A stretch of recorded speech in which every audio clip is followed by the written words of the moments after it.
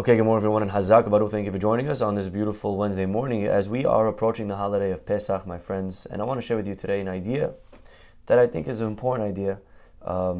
As we go through life, we have to remember that questions in life are very important. Questions in life are very, very powerful. We know this. We know that as Jews, we encourage questions. We don't put people down for asking. You know, it's a very sad thing when you see a kid in a class ask a question, or sometimes a child will ask a parent. They want to know why. They're curious. And the parent shoots down the question. They shoot down the child or the teacher, and they make them feel silly or dumb for asking a question, or worse, they make them feel like they're heretics for asking. And the truth is, this is not a Jewish concept. People that talk like that, it goes against everything that we believe in. In Judaism, we encourage, we demand. You know, Perashat Yitro. Yitro is named, the giving of the Torah is named after Yitro because Yitro is someone who asked, someone who searched, someone who was curious. Pesach is coming up, my friends, and in Pesach, the Haggadah begins with questions. Magid. You don't start telling your kids a story.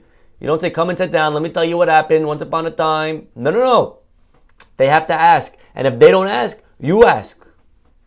At petalo, you get him to ask. But the goal is to start with questions. We begin with man ishtana halayla hazeh. You gotta ask questions. Why? Why is that? Why is questioning important to growing, to learning? Because when there's a question, something bothers me. There's now a void in my life. I'm curious, I want to know. Does it make sense? You know, when I was a teacher in high school, Rabbi Eliach, alav shalom, he taught me, you always have to start your class with an aim, and every aim has to be a question. That's the rule. You always have to start your class with a question. The kid has to walk in bothered. Something has to bother him.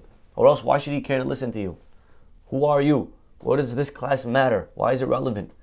You walk in and you say, okay, everyone open up to your textbook page, whatever. And then you start talking. It's just, information. He don't care. You got to get him to care. You get him to care by, throwing something at him that bothers him. Start with a question. Whoa, that's a good question. Why do we eat matzah? If really, right? Start with a question. You see, the Gemara does this, by the way. The Gemara doesn't just come in and throw facts. Gemara doesn't do that. What is the Gemara? Gemara is filled with questions. Right? They ask the following question. Because questions are like, oh, that's a good question.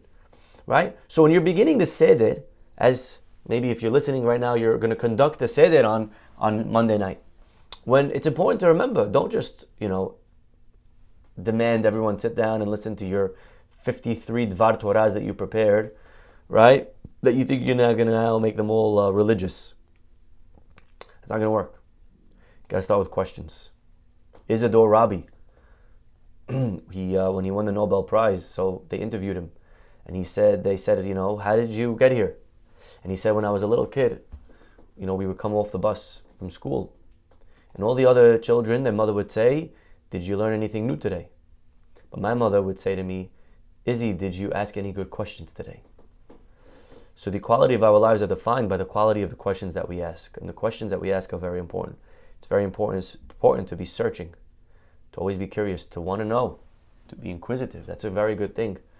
When our children want to know why, sometimes we get annoyed. Can you stop asking me why already? Just do it, right? Na'aseh v'nishma. What happened to that? Just do it because I said. Stop asking. That's a very dangerous thing. It's very nice when your child asks. When the child asks, that's a good thing. That means he's interested. That means he cares. That means he wants to know. And so, life is all about asking, right? We have to ask.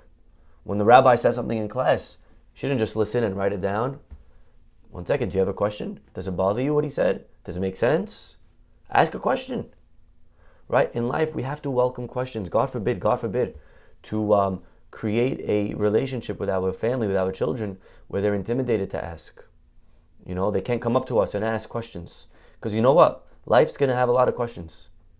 Today it could be on Shabbat. Next week it's going to be on Hashem. And it's going to be on October 7th. And it's going to be questions. And if we can't create an open dialogue, comfortable relationship where our children feel like they could come and they could ask us questions, then they're going to go look for them elsewhere. So we have to always be searching. We have to always be asking. Asking is very powerful. Being curious, my friends. Right? This is what all of Judaism is about. It says that Noach built an ark. Noach built an ark, but it says that, why did he build an ark? You ready for this? This is nice. Why did Noach build an ark? Rashi writes, and how long did it take him to build that ark? 120 years. 120 years to build an ark, and that's a long time. It doesn't take you 120 years to build an ark, to build a boat. Okay? I don't know how long it should take, but it shouldn't take 120. And over there, the commentaries notice and point out that really it was much longer than needed. But Hashem on purpose wanted him to build it for 120 years so that people will see and notice and then ask, hey, Noach, what you doing? And then Noach will say, well, you see, there's a flood coming. And then they're going to say, oh, really? Why? And then he's going to say, well, because the people are sinning. And then they're going to say, and then he's going to say, and then they're going to say, right? So God says to Noach, build an ark. Because that's how you're going to get them to ask what's going on. Pique their interest. Do things that's going to arouse their curiosity. They didn't say to Noach, hey Noach, I want you to do me a favor, go and preach to the people that they should change their ways. They didn't say that. Because you can't just get up there and give a speech. No one cares. Do something. Bother them. Get them to start asking, what you doing, Noach? Everything okay? What you building there? Oh, now you're asking. Now we could get into a dialogue. See, questions are very powerful. So on the Seder, we do things to, right? To get the kids to ask questions. What do? We have different customs, different traditions. You know, Sephardic people, our tradition is right before Magid, we remove the ke'ara. The ke'ara, once upon a time, the ke'ara was the plate that they ate from. That was the table. So we get rid of the table. Imagine getting rid of the table. Imagine, before you start the meal, you say, all right, clean up. Clean up. What do you do? The kids are like, wait, what do you mean? We didn't eat yet. Right? Oh, good question. So do things to get them to ask. But asking is the first step to learning. That's the rule. Very important to ask. Right? Don't be ever embarrassed to ask a question. Rabbi, it may be a dumb question. No such thing as a dumb question. Okay? Ask away. So asking is, first of all, we should know is very important. It's an important step to growth. But we also have to know that there are two types of askings, two types of questions. Some questions are healthy, and some questions are very, very dangerous. Questions that we should ask are questions that we are really interested in the answer. That's a good type of question. But sometimes in life, we have questions, but they're not really questions. We have questions, but they're more statements. They're more excuses. They're answers to the reason that we live the way we live. Sometimes a person wants to know, so they ask a question, but sometimes the question that we ask is rhetorical. You know, when you're sitting on a plane next to a guy, and the guy's, wearing a Palestinian flag, and he has his mind made up, and he's parading the fact that rockets were shot on innocent people. Parading. Applauding. Cheering. And then he comes and he sees you and he says, I have a question. How do you justify Israel when they do X, Y, and Z? Is that an honest question? Is he really asking because he wants to know? That's not a real question. He doesn't really care. Right? That's not a question. Questions like that are very actually dangerous to engage in because the guy he doesn't want to hear. You see, in life, some people have their mind made. They already know. This is what I'm doing. This is what I believe in. This is where I hold. They're coming in and their philosophy is already made up. Their mindset, closed mindset. They're not interested in knowing. They know already. They know. There's nothing that you could tell me. Sometimes we approach an argument. Sometimes business. We go into a meeting. This is what we're going to do. I know what's best. I'm not even open to hearing the other side. In a marriage, we're not even listening to what our spouse is suggesting. This is how I decided I'm going to run my home. This is how I decided I'm going to run the synagogue. This is how I decided. So we come with a closed mindset. That's a very dangerous thing because you cannot grow like that. When a person like that asks a question, they're really not asking questions. And therefore, don't even bother answering the question because their question is not really a question. The question is really an excuse. The question is justifying their life choice. You can't change people like that. You know, the politicians, when they go on their tour before the elections, they don't go to the deep states. You can't change a deep state. Deep blue, deep red, you can't change. They're not wasting their time. They go to the undecided. They go to the people that are open, that are in between. You know, when a person comes and he's deep into his philosophy, don't talk to him. You're wasting your time. He doesn't really have questions. He may pose it as a question. He may smile. He may seem like he's genuine. He may even use some nice words, sound philosophical, sound sophisticated, may even speak nicely. But you should know all of that is a facade. It's fake. Not really interested in hearing what you have to say. You could give him the best answer in the world. You could give him the most amazing, correct answer. He won't hear it. He won't hear it because he doesn't have questions. You can only answer questions. You cannot answer statements, right? You cannot answer answers. The story comes to mind.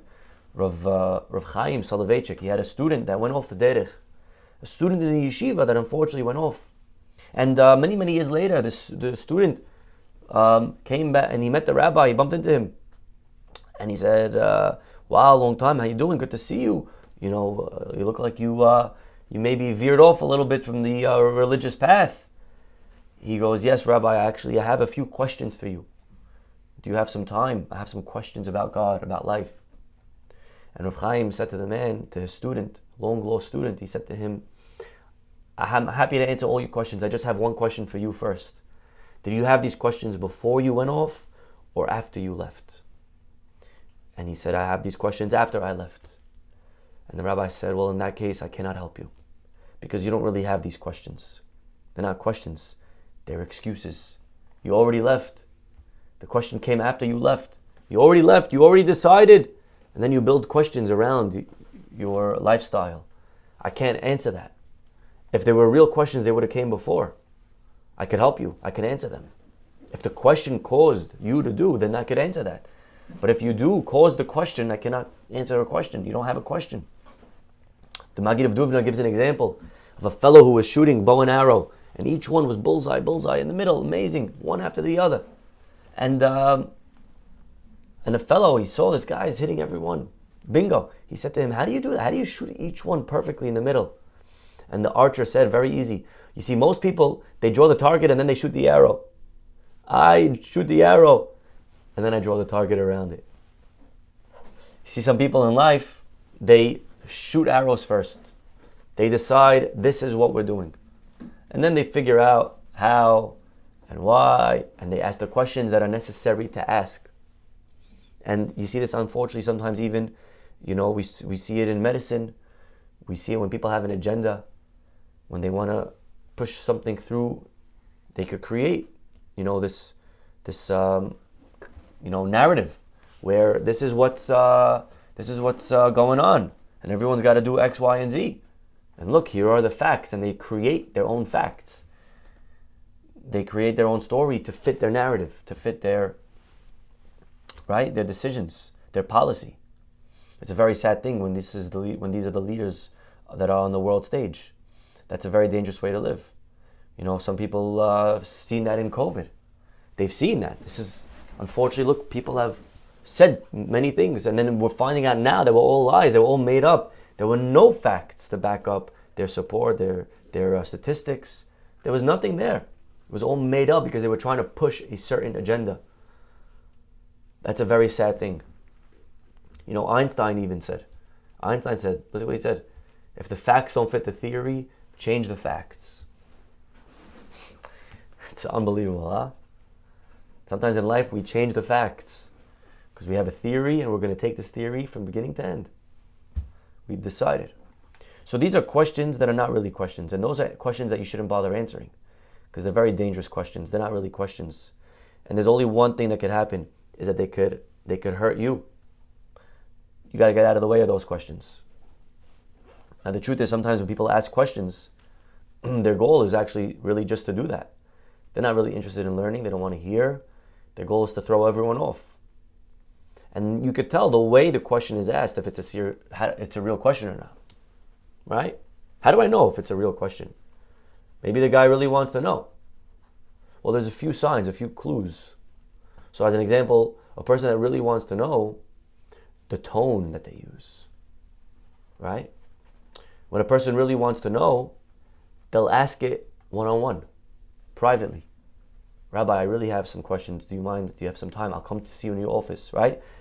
You could tell that's a real question. The other type of question is a guy who will maybe, right, he's looking to mock, to deride, he's looking to put down. So that type of guy, he won't come alone because his goal is to put you down. So actually he needs to say it publicly.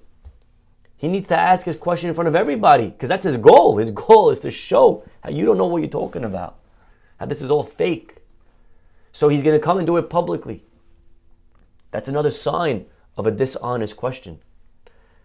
An honest question is spoken and discussed, but in private. When the question is on the Shabbat table in front of everybody, when the husband asks his wife, oh, what? So that's not a real question. He's not looking to ask his wife. He's looking to put down his wife. With all of this, we could turn to the Haggadah and we could understand now something very interesting. The Torah tells us, Arba'a banim. There are 4 types of children. And 4 is not 4 and only 4. 4 just means there are different types of kids.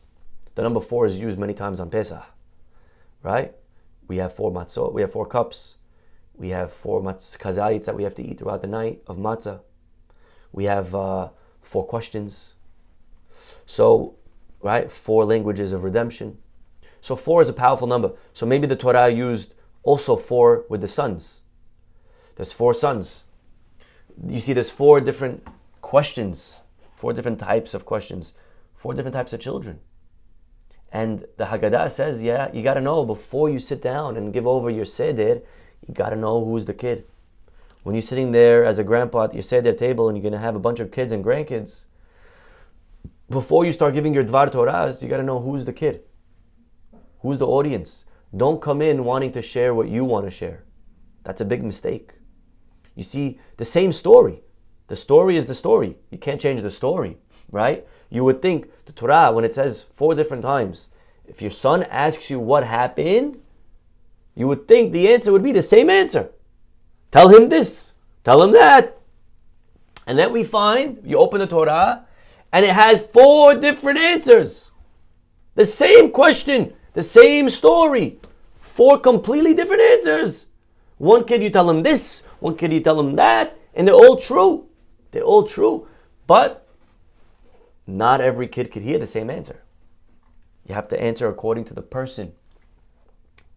It's not like one size fits all. So the one who's, right, we have a child who's very chacham, very intelligent. That child wants to talk deep.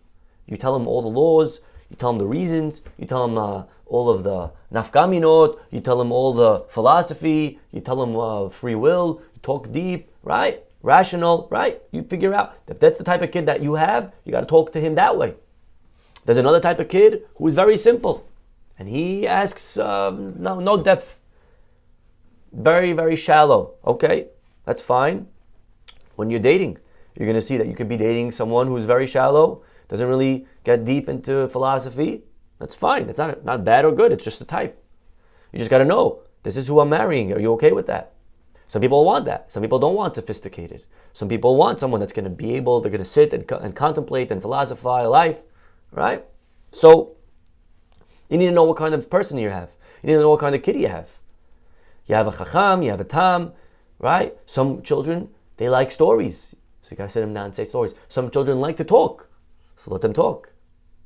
Before you start your Seder, you got to sit down with a paper and pen and go through your family, go through your table and say, okay, who are my customers? What do they like to talk about? What's their, right? And a smart parent knows already their kids. They know that. They know what their children want to hear or are expecting, or how to talk to them in their language, in their style. Very big mistake to think that you're going to come to the Seder and give one Dvar Torah that's going to hit everybody. That's very foolish. Even the Torah knows you can't do that.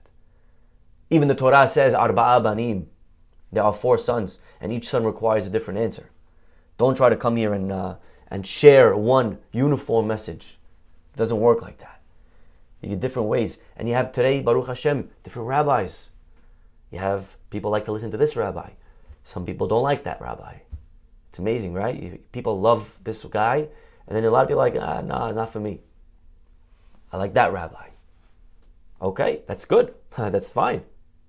You're not going to have one style for everybody. You need different types. There's arba'a banim. And your job, by the way, is to find the right rabbi for you. Your job is to find the right school for your kid. It's not one right school. You got to know your kid. You got to know them. And then you could go and find the right institution. So arba'a banim, 4 children, represent the idea that there's difference, that there's variety. And we're okay with that, by the way. We don't expect our children to fit into a mold. You know, Sodom, when you went to Sodom, they gave you a bed, and this was the bed, and you had to fit to this bed. And if you were too tall, they shrunk you, and if you were too short, they pulled you. But that's a big mistake, because we shouldn't live life like that. We shouldn't expect everyone to fit into a box. That's Sodom. Sodom is the letters Mossad. Mossad is an institution. Some institutions, they fit you into a one-size bed. You got to fit this bed. This is the type of kid you got to be. These are the questions that you're allowed to ask or not allowed to ask. And this is where you're going to go. And this is where you're going to go for college. And this is where you're going to go after you graduate. And this is who you're going to type of marry. It's going to be within these 7 families, right? And they lock us in like Sodom. This is the bed. And you better fit into this bed. And they force a type of kippah on you, or a type of hat on you, or a type of lifestyle on you. I'm talking about, it doesn't matter where on the spectrum you fall. You got to wear this thing. This is who you are. This is what we do. Right? And they don't allow difference. They don't allow individualism. It's, everyone's the same. Social, right? Everyone's the same. So that's not Torah. That's not the Seder.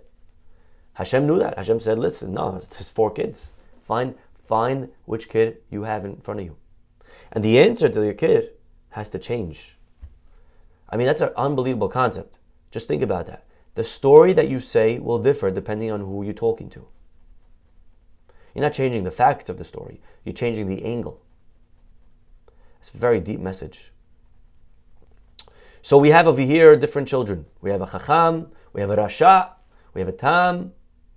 And the label, Rasha, the rabbis figured out from the question that he asked that he must be a Rasha. Well, what did he ask? What did he ask that makes him wicked? Hazit, let's see. The Chacham, well, let's see the questions. Pasuk says, the Chacham's question, when your son will ask you tomorrow and say, what are all of these laws? What are all of these laws that God is giving us? God is giving you, actually, he says. You guys. Chacham's question, he wants to know, what are all these laws that you guys are doing? So the Torah says, well, you tell him. Tell him. Give him an answer. Hashem took us out, etc. There's another pasuk, and that pasuk says, V'haya ki yomeru alechem benechem, and it will be that if your son will tell you, what are you doing? Same question, by the way.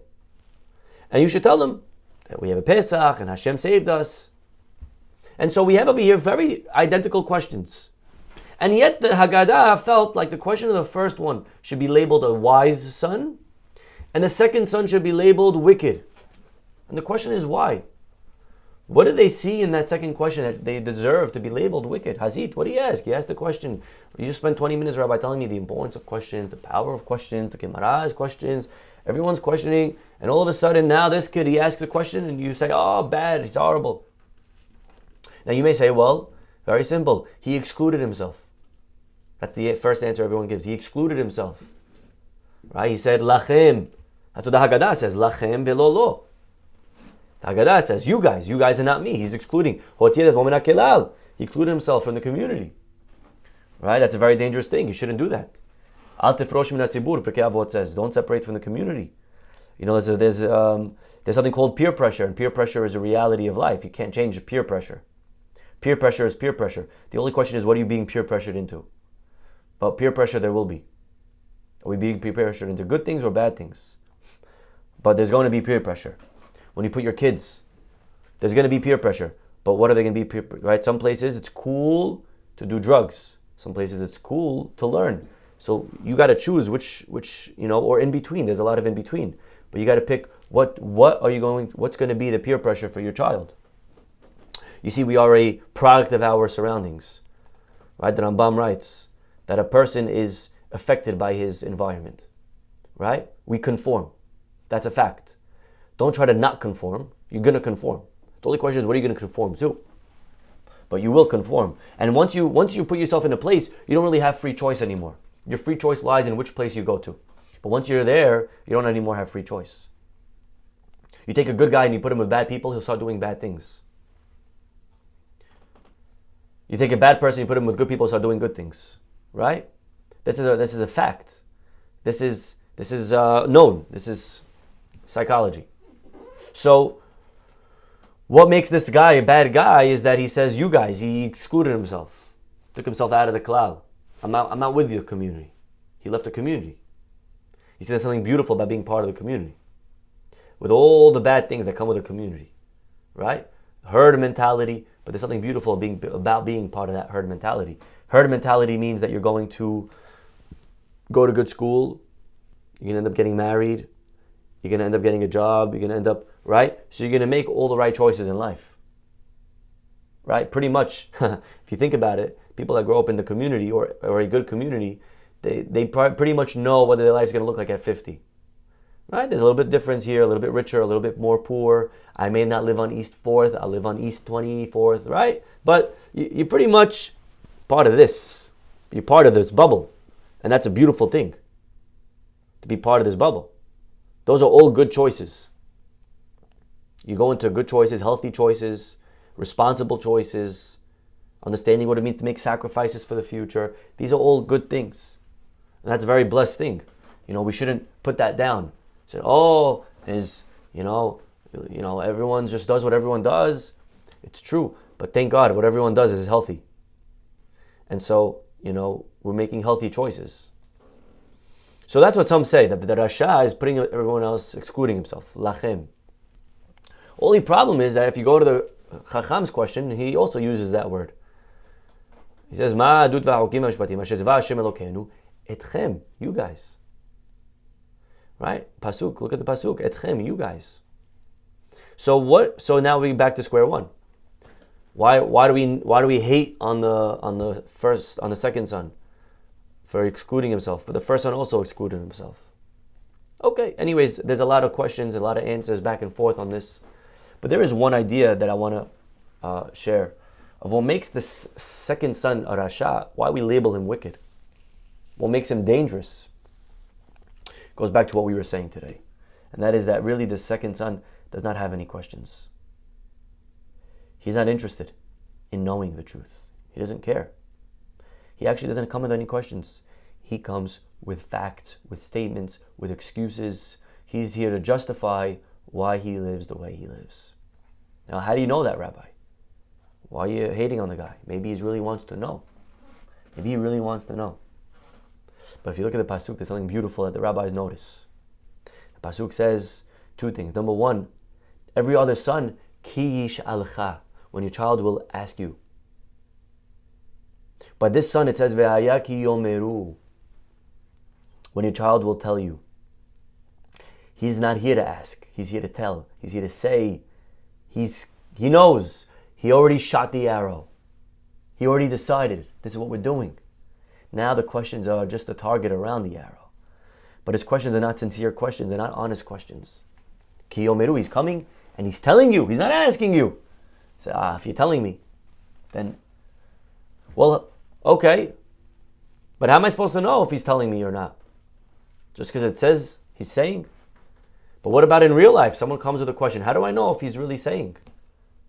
Maybe no one's there to tell me if this guy that's asking is really asking, right? How am I supposed to notice it? How do I vet it out? And that's what the next word says. Ve'haya ki yomeru alechem benechem. Your children in plural. The second clue is that this kid is coming with a whole entourage. You see, a sincere question is asked privately. Really curious, want to know. Why'd you do that? Why'd you say that to me? It really hurt me. It embarrassed me. You pull him over, one-on-one. But when a person is interested in just knocking, so opposite, the more people listening, the better. Because I got to pull everyone with me down. So the fact that this kid is coming with Benechem, with all of the boys behind him. Come boys, let's ask the rabbi a question. Rabbi, why Hashem? Why are you asking like that? Why are you asking here with everyone? Come, let's talk after class. No, I don't have time after class. I got my basketball. I'm playing baseball with my friends. You have such an important question about Hashem, about God, about life, about philosophy, and you don't even care to come afterwards and talk about it. That baseball is more important than a question about God and meaning and purpose. What does that show? If you're putting all of that before Hashem, that means that you don't really care about Hashem. It means you don't really care to know. If you really care to know, you'll clear out your schedule and you'll come talk about it with me privately. No, I'm not interested. Actually, let's talk about it right now in front of everybody. And that's a very big sign. That tells us that he doesn't really care. When you're coming yomeru, that's a very arrogant way of talking. So you cannot answer someone with excuses. So the Torah says, Hakeh chinav, just knock out his teeth. Leave him alone. Don't bother answering him. Afateh hakeh chinav. And then it continues and says, Ve'emor lo.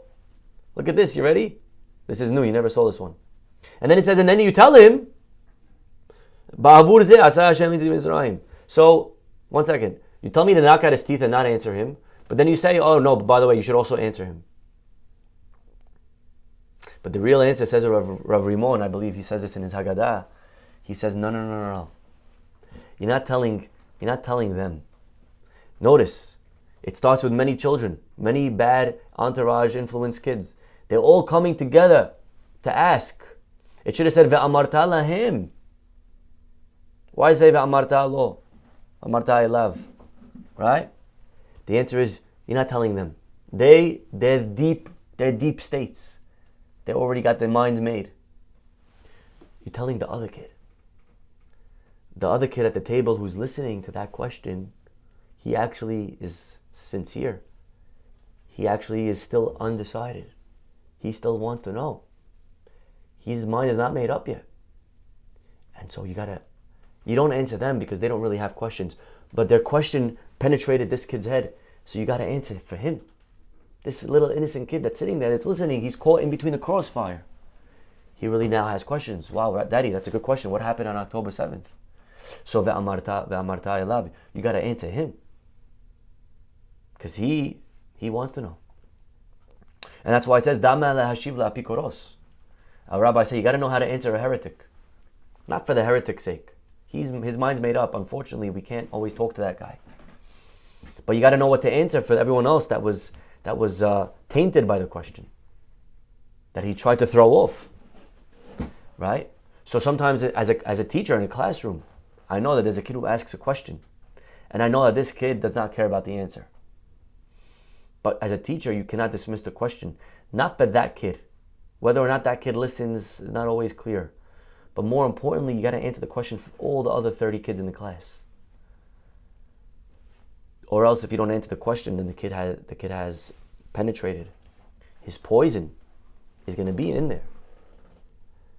The derision, the mocking, it's going to leave its mark. So you got to know what to answer, not for him, but for everyone else, right? For everyone else. So these are some thoughts, right? So you go back to the question, and even in the Haggadah we see a hint of this. When your children will say to you, talking about the wicked son, the son that doesn't really care, and it says ve'amartem zevach pesahu. You shall say that it's a Pesach offering. Who are you saying it to? You're saying it to each other. You're reminding yourselves of why you're doing what you're doing. Because his question could come in and get you to start wondering and throw you off the track. So it says, say to each other, V'amartem. It doesn't say to him. We don't care about him. We care about us. We care about the people that really want to know. If you have real questions, come in all day. I'll sit with you. I'll talk to you. As a rabbi, I get many calls. Many calls. Unfortunately, you got a call yesterday, a girl. Child's diagnosed with something very difficult right now. and she really wants to know about Hashem, and these are good questions. And that's the right way to ask, privately. You really want to know, you're really bothered. No rabbi in the world should ever dismiss such questions. These are very powerful, important questions. But we have to realize that there's a big difference between those and the people that are coming just to be anti. If you're just anti, we don't have time for that. Right? We're anti. Okay?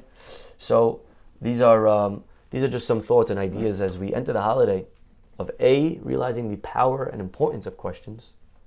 B, remembering that our children are all different. We got to answer according to their level. And C, to remember for ourselves that when we're asking, we should approach with humility. We should approach with an open ear. When you're having a conversation with your spouse, with your partner, with someone about what's the best, to come with an open ear, to come with humility, not to ask as if this is what it is, right? Don't ask rhetorically.